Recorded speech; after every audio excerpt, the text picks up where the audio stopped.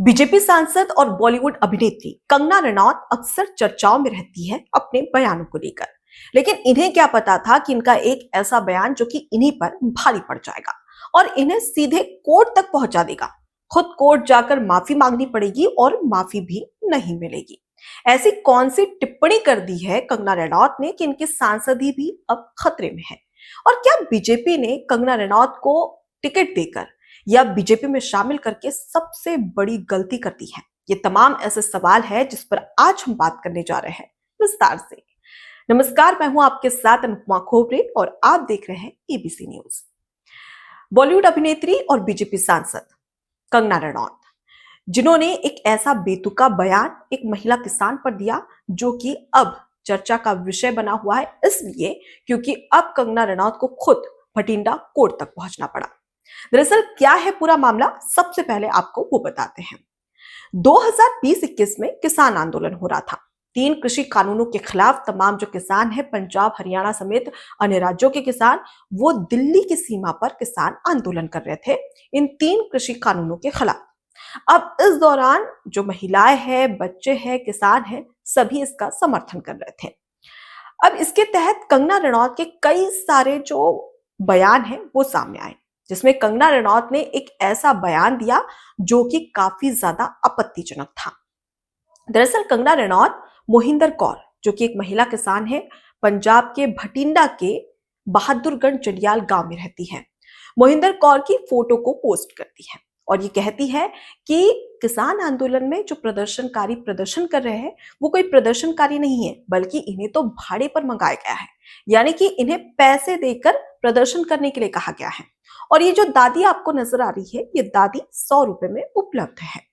इस बयान के बाद में किसान इस पर आपत्ति जताते हैं, पूरे देश में चर्चा चलती है। और जब ये पूरी खबर मोहिंदर कौर, जो कि महिला किसान है जिनकी फोटो कंगना रनौत खुद पोस्ट करती है, उन तक पहुंचती है, तो वो इससे काफी ज्यादा नाराज होती है, आहत होती है और वो सीधे कोर्ट पहुंचती है और कंगना रनौत के खिलाफ मानहानि का केस डाल देती है। आपको बता दें कि मोहिंदर कौर जो कि 78 वर्षीय है और मोहिंदर कौर के परिवार की बात करें तो इनके जो पति की आयु है वो 80 वर्ष है, जो कि काफी बीमार भी रहते हैं। इसके अलावा मोहिंदर कौर का एक बेटा है जो कि गंभीर संक्रमण से ग्रसित है, जिसकी वजह से बिस्तर पर ही रहते हैं। और इनकी एक बहू थी जो कि 1.5 साल पहले संक्रमण की वजह से मौत हो गई। मोहिंदर कौर के पास में 13 एकड़ जमीन है और इस 13 एकड़ जमीन को लेकर मोहिंदर कौर खुद कहती है कि किसान के लिए सबसे बड़ी पीड़ा यही होती है कि उनके जो अपने हैं वो पास में तो हैं, लेकिन वो उनके लिए खड़े नहीं हो सकते हैं, वो इस वजह से क्योंकि मजबूरी है। साथ ही मोहिंदर कौर ये भी कहती है कि 13 एकड़ जमीन में कुछ नहीं होता है। एक किसान जानता है कि 13 एकड़ जमीन भले ही एक बड़ा आंकड़ा नजर आता है, लेकिन हमें पता है कि हम अपना घर कैसे चला रहे हैं। तो मोहिंदर कौर जो कि एक महिला किसान है, वो अपने परिवार को लेकर और साथ ही साथ जो जमीन है उसे लेकर कहती है। लेकिन उन्होंने ये कहा कि ये मेरे आत्मसम्मान की लड़ाई है और मैं इसे मरते दम तक लड़ूंगी। आपको बता दें कि भटिंडा कोर्ट में मानहानि का केस चल रहा है। जब कोर्ट कंगना रनौत खुद पहुंचती है तो इस दौरान वो हाथ जोड़कर माफी मांगती है और वो ये कहती है कि ये जो बयान मैंने दिया था, ये जो टिप्पणी मैंने की थी, वो एक गलतफहमी है, मुझसे गलती हो गई है और मैं इसकी माफी मोहिंदर कौर से मांगती हूँ। मुझे गलतफहमी हुई थी और अक्सर कभी कभी ऐसा हो जाता है, तो मैं उम्मीद करती हूँ कि मोहिंदर कौर मुझे माफ कर देगी। अब इसके बाद में कंगना रनौत को माफी मिलती है या नहीं, सबसे बड़ी बात। तो मोहिंदर कौर के जो पति है वो ये कहते हैं कि कंगना रनौत को 4 साल तक ये याद नहीं रहा कि उन्होंने माफी मांगनी चाहिए थी। अचानक से 4 साल बाद ऐसा क्या हुआ कि इतने बड़े घटनाक्रम में किसी की छवि को धूमिल करके, किसी के चरित्र पर सवाल खड़ा करके ये कहा जा रहा है कि मैं माफी मांगती हूं, मुझसे गलतफहमी हो गई है। 4 साल पहले आपने माफी क्यों नहीं मांगी? और उसके साथ ही साथ मोहिंदर कौर खुद कहती है कि मेरे आत्मसम्मान की लड़ाई है, मैं इसे अपने मरते दम तक लड़ूंगी और मुझे न्याय चाहिए। अब ऐसे में कोर्ट ने साफ तौर पर कह दिया है कि अब 24 नवंबर को अगली सुनवाई होगी। कंगना रनौत को 24 नवंबर को खुद चलकर कोर्ट आना पड़ेगा, ना कि उनके वकील कोर्ट आकर कोई अब उनकी तरफ से अपनी बात रखेंगे। कंगना रनौत को खुद आकर उनकी बात रखनी होगी। ये कोर्ट ने आदेश दे दिया है। आपको बता दें कि मोहिंदर कौर जो कि 78 वर्षीय है और एक महिला किसान है, जो कि अपने घर के काम के साथ ही साथ किसानी भी करती है, खेती भी करती है।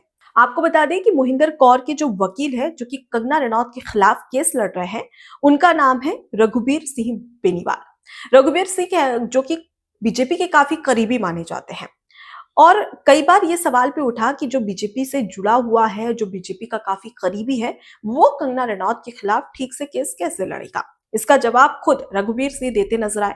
उन्होंने कहा कि जब मैंने ये सब कुछ सुना तो मुझ पर भरोसा जताया मोहिंदर कौर ने, और उनका भरोसा मैं जीतूंगा। और साथ ही उन्होंने ये भी कहा कि कंगना रनौत को लेकर हर कोई यही कह रहा था कि मैं ये जो केस है वो ठीक से नहीं लड़ पाऊंगा कंगना रनौत के खिलाफ, लेकिन मोहिंदर कौर ने मुझ पर विश्वास जताया है, भरोसा जताया है, और मैं तमाम जो भटिंडा की और उसके साथ ही पंजाब की महिलाएं हैं, अगर उनका अपमान कोई भी करेगा तो मैं उसके खिलाफ केस जरूर लड़ूंगा। और कंगना रनौत ने भले ही माफी मांग ली होगी, लेकिन ये माफी केवल और केवल औपचारिकता है। हम इसे स्वीकार नहीं करते हैं और इसे आखिरी दम तक लड़ेंगे। ये कहना था मोहिंदर कौर के वकील रघुवीर सिंह बेनीवाल का। अब आपको ये बता देते हैं कि कंगना रनौत की सांसदी क्यों खतरे में है। सबसे बड़ा सवाल दरअसल आपको ये बता दें कि मानहानि के केस में 2 साल तक की सजा हो सकती है। और अगर हम सांसदी को लेकर देखें तो हिमाचल प्रदेश के मंडी सीट से कंगना रनौत सांसद हैं। अगर मानहानि का केस उन पर दर्ज होकर अगर उन्हें सजा होती है तो 2 साल की होगी। और अगर हम देखें तो जो सदस्य रहता है, संसद का जो सदस्य रहता है, अगर उसे 2 साल से या 2 साल से ज्यादा की सजा होती है तो उसकी सांसदी भी जा सकती है। इसलिए कहा जा रहा है कि इस पूरे मानहानि केस में मोहिंदर कौर यहाँ पर माफी करने के लिए तैयार नहीं है, और उनका साफ तौर पर कहना है कि उनके आत्मसम्मान की लड़ाई आखिरी दम तक जारी रहेगी। ऐसे में अगर कंगना रनौत को 2 साल की सजा हो जाती है तो कहीं ना कहीं जो उनकी सांसदी है वो उनके हाथ से जा सकती है। अब सबसे बड़ी बात कि कंगना रनौत को क्या बीजेपी में शामिल करके सबसे बड़ी गलती कर दी है। वो इसलिए सवाल उठा है क्योंकि ये पहली बार नहीं है, बल्कि इससे पहले भी कंगना रनौत कई ऐसे बयान दे चुकी है जिसकी वजह से बीजेपी के राष्ट्रीय अध्यक्ष जेपी नड्डा को खुद सामने आना पड़ा और ये कहना पड़ा कि कंगना रनौत जो बयान दे रही है वो उनके व्यक्तिगत बयान है, पार्टी का इनके बयानों से कोई भी लेना देना नहीं है। और यहाँ तक कि खुद जेपी नड्डा कंगना रनौत से मिले थे और उन्हें ये यहाँ पर सलाह दी गई थी, नसीहत दी गई थी कि आप किसी भी प्रकार के बेतुके बयान ना दें, क्योंकि इससे पार्टी को खतरा हो सकता है। लेकिन फिर भी कंगना रनौत अक्सर बयान देती रहती है। किसान आंदोलन को लेकर उन्होंने एक और बयान दिया था जिसमें उन्होंने कहा था कि किसान आंदोलन के दौरान कई ऐसे प्रदर्शनकारी थे जो कि काफी ज्यादा यहाँ पर उग्र होते हुए नजर आए, और रेप और यहाँ तक के लोगों को मारकर उनकी लाशें भी लटकाई गई और रेप भी किए गए। तो ये गंभीर बातें यहाँ पर कंगना रनौत की ओर से की गई थी जो कि काफी ज्यादा आपत्तिजनक थे और किसानों ने इसका विरोध भी किया था। अब आपको बता देते हैं कि कंगना रनौत के साथ में थप्पड़ कांड भी हो चुका है, जैसे किसान आंदोलन को लेकर बेतुके बयान को लेकर जो टिप्पणी की थी। दरअसल 2024 का ये पूरा मामला है जब हिमाचल के मंडी सीट से चुनाव जीतकर, लोकसभा का चुनाव जीतकर जब वो दिल्ली के एक कार्यक्रम में पहुंचती है, इस दौरान एक महिला कांस्टेबल उन पर थप्पड़ जड़ देती है। और जब वो महिला कांस्टेबल कंगना रनौत को थप्पड़ मारती है तो उसका वीडियो सभी के सामने होता है, सोशल मीडिया पर काफी ज्यादा वायरल होता है, और हर कोई यही सवाल करता है कि आखिर एक महिला कांस्टेबल ने कंगना रनौत को थप्पड़ क्यों मारा। उसके बाद वो महिला कांस्टेबल खुद एक वीडियो जारी करती है जिसमें वो ये कहती है कि मैंने कंगना रनौत को इसलिए थप्पड़ मारा क्योंकि वो किसान आंदोलन को लेकर काफी ज्यादा आपत्तिजनक बातें कर रही थी। मेरी माँ है जो कि खुद एक किसान है और किसान आंदोलन में वो खुद भी शामिल थी। मैं कंगना रनौत की टिप्पणी से काफी ज्यादा आहत थी और इस वजह से मुझे गुस्सा आया और मैंने कंगना रनौत को थप्पड़ जड़ दिया। तो ये बयान उनका सामने आया था। ये वीडियो काफी ज्यादा वायरल भी हुआ था।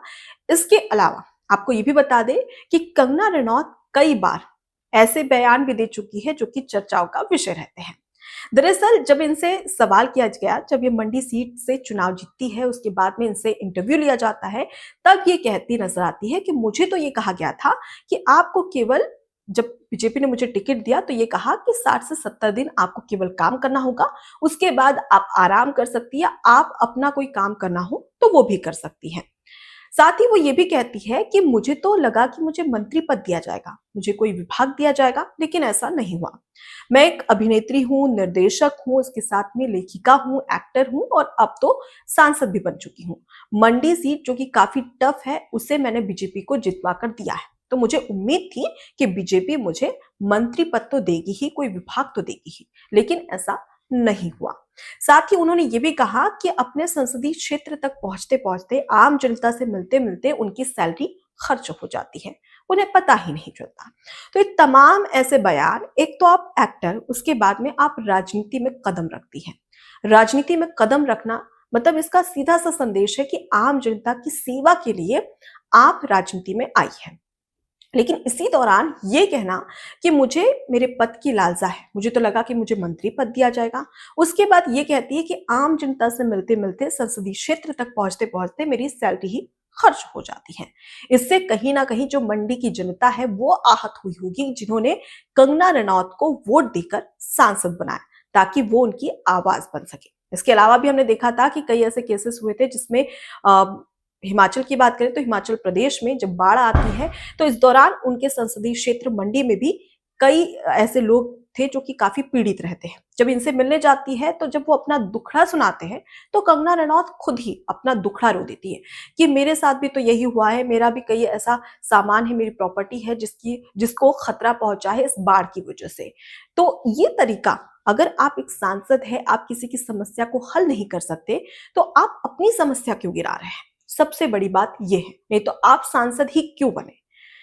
अब सवाल ये खड़ा होता है कि क्या बीजेपी ने कंगना रनौत को बीजेपी में शामिल करके सबसे बड़ी गलती कर दी है? जी हाँ, वो इसलिए क्योंकि एक नेता जो कि बेतुके बयान देता है, इससे पार्टी को आहत होता है, पार्टी की छवि खराब होती है।